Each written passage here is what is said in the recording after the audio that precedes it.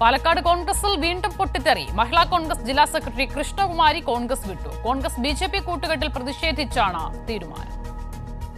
കഴിഞ്ഞ പഞ്ചായത്ത് തെരഞ്ഞെടുപ്പിൽ വെള്ളിനേഴി പഞ്ചായത്തിൽ ഭരണം പിടിക്കാനായി കോൺഗ്രസ് ബിജെപിക്കൊപ്പം ചേർന്ന് മത്സരിച്ചുവെന്നും അതുകൊണ്ടുണ്ടായ ഏക നേട്ടം ബിജെപിക്ക് മെമ്പറെ കിട്ടി എന്നതു മാത്രമാണെന്ന് മഹിളാ കോൺഗ്രസ് മുൻ ജില്ലാ സെക്രട്ടറി കൃഷ്ണകുമാരി പറഞ്ഞു.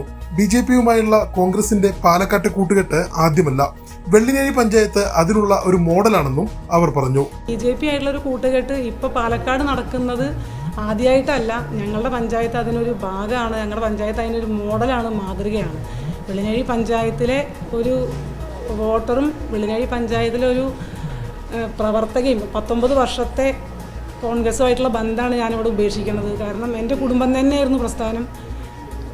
കുടുംബം കഴിഞ്ഞാൽ പിന്നെ ഞാൻ സെക്കൻഡ് ഒപ്പീനിയൻ എന്ന് പറയാൻ ഉണ്ടായിരുന്നില്ല, അത് കുടുംബം തന്നെയായിരുന്നു. പക്ഷേ ആ വികാരങ്ങളെയൊക്കെ മാറ്റി നിർത്തപ്പെട്ടുകൊണ്ട് പറയുകയാണ്. കാരണം ആ കുടുംബത്തിനെയാണ് ഇപ്പോൾ ഞാൻ ഉപേക്ഷിച്ചിരിക്കുന്നത്. കാരണം അത്രയ്ക്കും മാനസികമായിട്ടുള്ളൊരു ബുദ്ധിമുട്ടിക്കൽ, മാനസികമായിട്ടുള്ളൊരു പ്രഷർ അത് പാർട്ടിയുടെ ഭാഗത്തുനിന്നുണ്ടായി.